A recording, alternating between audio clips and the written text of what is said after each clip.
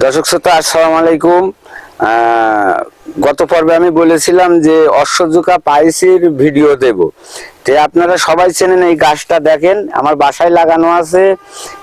এটা হচ্ছে কিনা পাথরকুচি। পাথরকুচি গাছ, অনেকে বলে পাথরকুচি গাছ খেলে পেটে গাছ হয়, এটা ভুল ধারণা, এটা মিথ্যে কথা। আমি প্রত্যেকদিন সকালে, যেহেতু আমার ডায়াবেটিস রয়েছে, প্রত্যেকদিন সকালে 3টে করে পাতা ধুয়ে আমি রস গালে দিয়ে চাবিয়ে আমি খাই বাসি পেটে, এতে ডায়াবেটিসও মুক্ত হয়।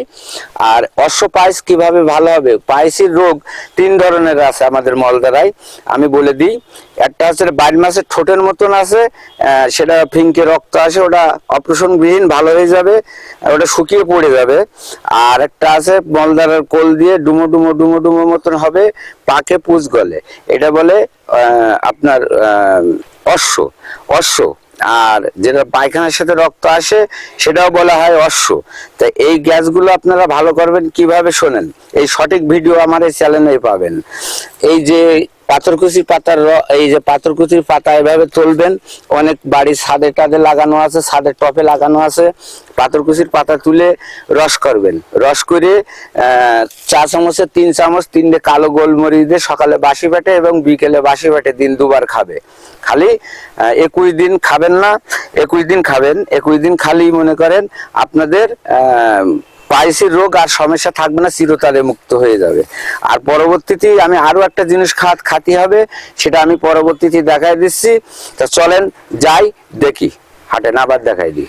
দর্শক শ্রোতা, যে পাথরকুচি গাছ দেখালাম ওর সাথে আর একটা কি খাবেন পরবর্তীতে, আগে পাথরকুচি পাতার রস খেয়ে নেবেন, তারপরে এই যে আর একটা জিনিস, এই যে ইসবগুল, এই যে ইসবগুলির ভুসি, এটা 1 পাতা পরিমাণ দেবেন সকালে বাসি পেটে। যেহেতু রোজার মাস, আপনারা সেহরি খাওয়ার আগে খাবেন, আর যেহেতু ইফতার করে তারপরে খাবেন, দিন 2বার খাবেন।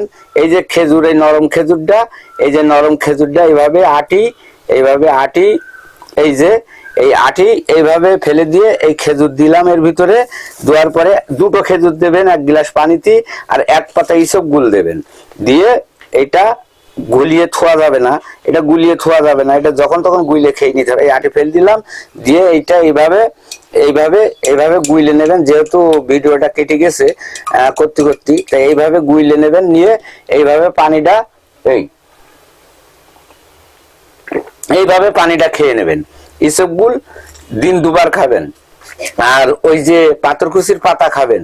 খাওয়ার পরে আপনারা সম্পূর্ণ নির্মূল হয়ে যাবে আপনাদের রোগ।